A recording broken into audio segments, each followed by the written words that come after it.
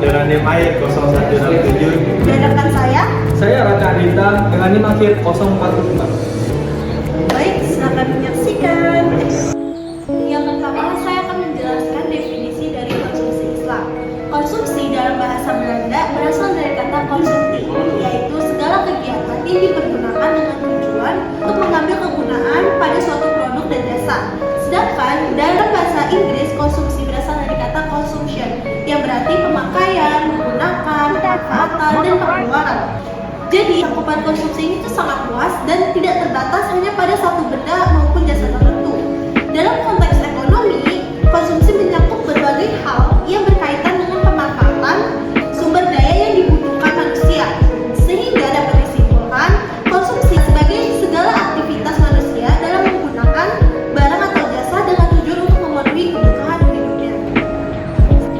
Selanjutnya, saya akan menjelaskan aturan Islam mengenai bagaimana seharusnya melakukan kegiatan konsumsi. Yang pertama, tidak boleh berlebih-lebihan atau Islam. Maksudnya adalah manusia dilarang untuk berlebih-lebihan. Manusia harus didorong oleh faktor kebutuhan daripada keinginan. Yang kedua, konsumsi yang halal dan thayyib. Maksudnya adalah konsumsi seorang muslim dibatasi kepada barang-barang yang halal dan thayyib. Tidak ada permintaan terhadap barang yang haram.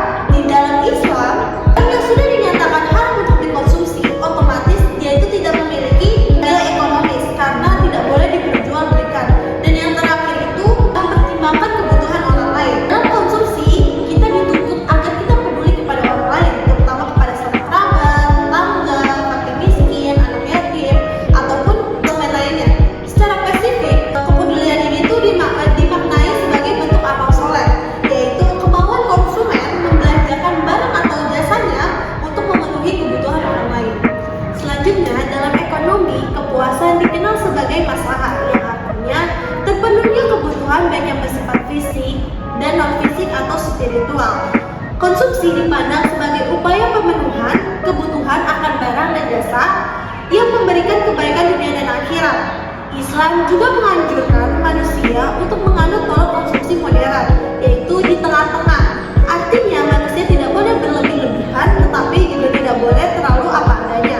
Maksud dari masalah duniawi yaitu akan terpenuhnya kebutuhan dasar manusia seperti sandang, pangan, papan, dan lain sebagainya.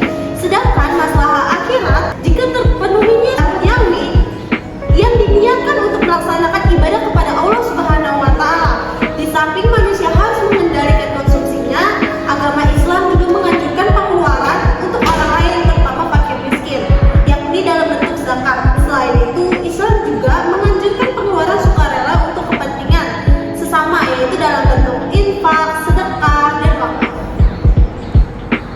Selanjutnya, saya akan menjelaskan prinsip konsumsi. Ada 5 prinsip konsumsi dalam Islam. Yang pertama, prinsip keadilan.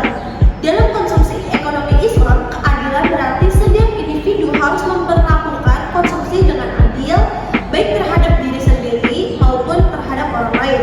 Yang kedua, ada prinsip kebersihan. Maksudnya adalah konsumsi harus didasarkan pada barang dan jasa yang halal, diperbolehkan, dan thayyib, baik dan bersih. Yang ketiga, prinsip kesederhanaan. Maksudnya adalah kesederhanaan mengajarkan agar konsumsi tidak berlebih-lebihan atau israf dan boros atau tabzir. Konsumsi harus profesional dan sesuai dengan kebutuhan, tidak melampaui batas yang menyebabkan keborosan. Yang keempat, ada prinsip kemurahan hati. Maksudnya adalah dalam Islam, konsumsi juga terkait dengan sikap murah hati, yaitu berbagi rezeki dengan sesama. Konsumen dianjurkan untuk tidak hanya memikirkan kepuasan pribadi, tetapi juga membantu orang lain yang membutuhkan melalui sedekah, zakat, atau bantuan sosial. Dan yang terakhir ada prinsip moralitas. Prinsip ini tuh mengacu pada niat, kejujuran, dan tanggung jawab dalam menggunakan sumber daya. Konsumsi harus didasari oleh niat yang baik dan tidak merugikan orang lain. Menghindari konsumsi yang mendorong perilaku negatif seperti keserakahan, iri hati, dan korupsi. Dan yang terakhir ada tujuan dari konsumsi Islam. Yang pertama, untuk mengharapkan ridho dari Allah Subhanahu wa Ta'ala. Yang kedua, untuk mewujudkan kerjasama antar anggota dan tersedianya jaminan sosial. Yang ketiga,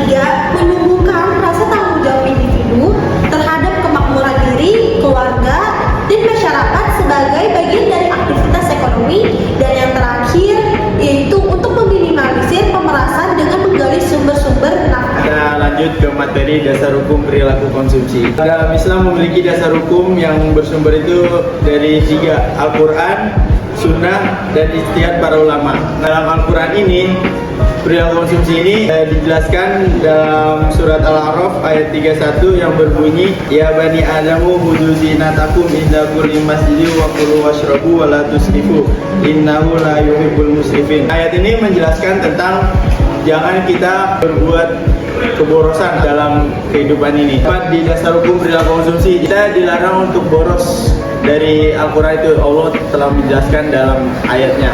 Terus yang kedua itu ada as-sunnah. Ada beberapa hadis yang menjelaskan tentang keborosan jangan terlalu berlebihan. Kita cukup apa yang kita butuhkan saja, jangan yang kita inginkan. Ketiga itu ada ijtihad para ulama. Menjelaskan juga tentang bagaimana cara kita tidak berbuat boros. Kita harus pahami dulu Al-Quran dan Sunnahnya, baru kita dengan ijtihad para ulama menjelaskan bagaimana cara kita tidak menjadi boros dalam mengkonsumsi. Baik, kita lanjut ke materi perilaku konsumen muslim. Perilaku konsumen muslim ini didasarkan atas rasionalitas yang disempurnakan dan mengintegrasikan keyakinan dan kebenaran yang melampaui rasionalitas manusia yang sangat terbatas berdasarkan Al-Quran dan Sunnah. Dan dalam perilaku konsumen muslim ini kita harus berdasarkan Al-Quran dan Sunnah atau dengan ijtihad para ulama. Dalam perilaku konsumen muslim ini karakteristik perilaku konsumen muslim. Yang pertama adalah menggunakan barang yang bersih, baik dan bermanfaat. Kita sebagai konsumen muslim menggunakan barang yang bersih, baik dan bermanfaat yang layak. Yang kedua itu adalah kewajaran dalam membelanjakan harta. Kita membelanjakan suatu harta yang baiklah buat diri kita dan buat orang lain dan jangan terlalu berlebihan. Yang ketiga itu adalah bersikap sederhana dan adil dalam konsumsi. Nah, kita harus sederhana dan adil dalam konsumsi. Maksudnya itu kita jangan terlalu memperlihatkan itu yang berlebihan. Terus kita harus adil juga dalam berkonsumsi. Jangan sombong atau jangan mau menang sendirilah. Yang keempat itu ada memiliki sikap kemurahan hati dan moralitasnya tinggi. Nah, yang kelima itu mendahulukan kebutuhan yang lebih prioritas. Kita harus mendahulukan kebutuhan kita. Kita jangan terlalu mewah-mewah lah ketika kita punya sesuatu yang lebih, tapi kebutuhan kita belum terpenuhi. Oke, di sini saya akan melanjutkan materi tentang etika konsumsi dalam Islam. Pertama adalah tauhid. Menurut Yusuf Al-Qaradawi yang dikutip oleh Muhammad dibagi menjadi 2 kriteria, yaitu Rabbaniyah, goyah, yaitu tujuan, dan juga wijahah, sudut pandang. Kriteria yang pertama menunjukkan maksud bahwa tujuan akhir dan sasaran Islam adalah jauh ke depan, yaitu menjaga hubungan dengan Allah secara baik dan mencapai ridhonya, sehingga pengabdian kepada Allah merupakan tujuan akhir atau sasaran puncak usaha dan juga kerja keras manusia dalam kehidupan ini. Yang kedua adalah Rabbaniyah masdar, yaitu sumber hukum dan manhaj atau sistem. Kriteria ini merupakan suatu sistem yang ditetapkan untuk mencapai sasaran dan tujuan puncak, bersumber pada Al-Quran dan juga hadis. Jadi kita selama mengkonsumsi itu harus melibatkan, yaitu namanya tauhid, yaitu ketuhanan, yang dimana kita bisa melihat apa yang kita konsumsi itu adalah barang yang halal dan juga baik.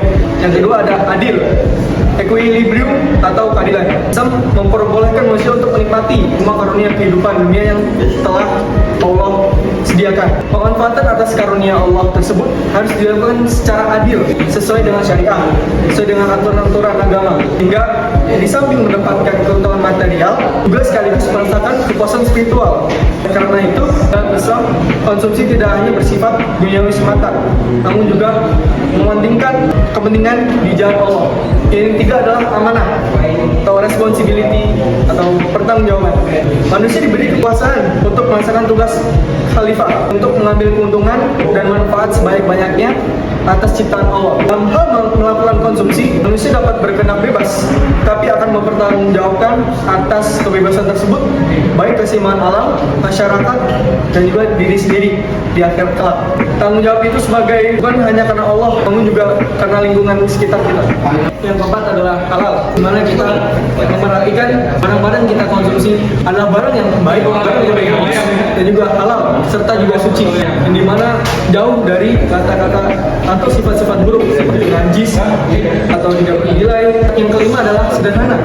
Salah satu etika konsumsi Islam yang penting dalam ekonomi Islam ini sendiri antara lain adalah dermawan, puas, syukur, loyal, dan juga berperilaku mulia, dan juga dapat mengendalikan hawa nafsu atas keinginan tertentu. Etika konsumsi ini lebih diarahkan pada pihak konsumen, bukan pada produsen. Di mana konsumen ini hendaknya membelanjakan harta sesuai dengan kebutuhannya tanpa berlebih-lebihan dan menghindari pembelanjaan yang mengakibatkan tabdzir atau pemborosan. Selain itu, Islam juga menganjurkan hidup yang sederhana, menjauhi hidup yang mewah. Batasan ini adalah batasan dalam konsumsi menurut Islam. Yang pertama yaitu larangan bersikap kikir, bakhil, dan juga mengebuk harta. Di mana sikap kikir ini sebagai salah satu sifat buruk manusia yang harus dikikis dengan menumbuhkan rasa kesadaran bahwa harta adalah amanah dari Allah, hanya titipan belaka yang harus dibelanjakan sebagian dari harta tersebut pada orang-orang yang berhak mendapatkannya, seperti orang miskin. Bagaimana firman Allah? A'udzubillahi minasyaitonirrajim. Innal insana khuliqa halu'a. Yang artinya adalah sungguhnya manusia diciptakan bersifat penuh kesah lagi kikir. Quran surat Al-Ma'arij ayat 19. Dalam materi ini kita tidak diperbolehkan adanya sikap tersebut karena sikap tersebut membawa kepada kerusakan dan juga kebatilan semata. Yang kedua, larangan berlebih-lebihan dan juga bermewah-mewahan. Prinsip ini bertolak belakang dengan sistem kerahiban. Hidup sederhana adalah tradisi Islam yang mulia, baik dalam membeli makanan, minuman, ataupun barang-barang yang lain, seperti kebutuhan primer dan juga sekunder. Bahkan Rasulullah melarang boros berwudu dengan air yang berada di sungai yang mengalir ataupun yang di ember. Bagaimana firman Allah?